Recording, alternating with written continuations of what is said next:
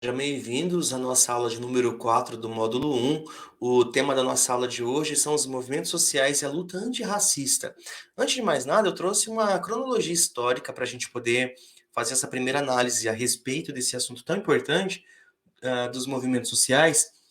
Aqui, eu fiz um recorte histórico do surgimento dos principais movimentos sociais, mas antes de falar sobre eles, eu quero falar sobre o surgimento da imprensa negra no Brasil. Aqui eu trago O Homem de Cor. Ele é um jornal datado de 1833. Esse jornal ele é muito importante porque ele é o primeiro jornal realizado por negros, voltado para os negros, né? O surgimento ele foi marcado por críticas e sátiras, mudou o nome.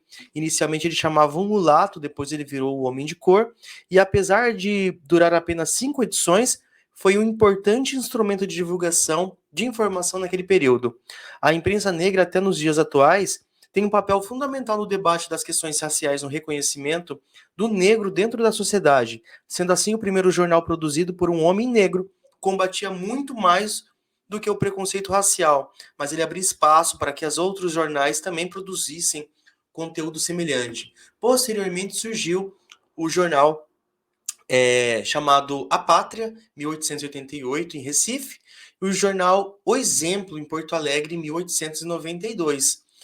Voltando para o nosso período dos movimentos sociais, surge inicialmente a Frente Negra Brasileira. E quando eu digo inicialmente, porque os movimentos negros eles não têm uma data específica, né, de quando começou inicialmente.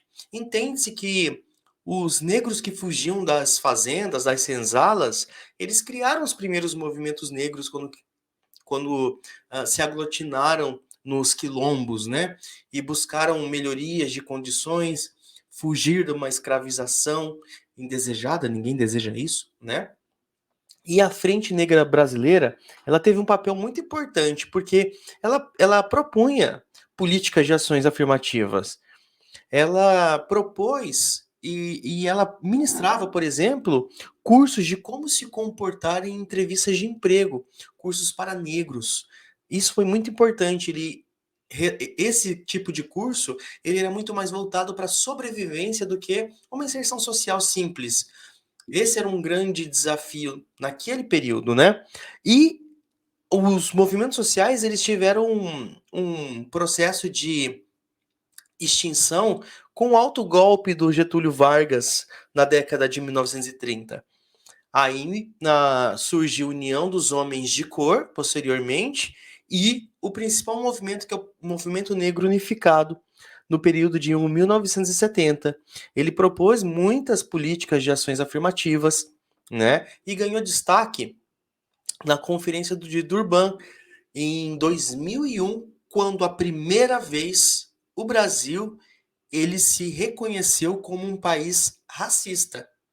Apenas em 2001. Então, quando a gente fala que o Brasil ele é um país de igualdade de condições, não é, nunca foi. E hoje a gente ainda debate essa temática com a necessidade de que todos entendam e aceitem e consigam compreender que o Brasil não é um país não racista. Nós vivemos o racismo hoje em vários ambientes, tanto educacional, profissional, no transporte público, no supermercado, por exemplo. Estamos no ano de 2023.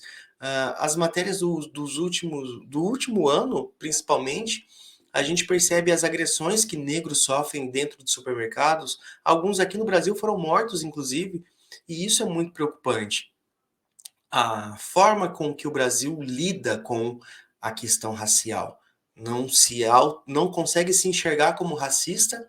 Não, a população brasileira tem essa dificuldade de aceitar que é racista e principalmente não consegue compreender a luta dos movimentos que solicitam e pedem, né, uma igualdade de condições, uma igualdade de oportunidade de sobrevivência praticamente.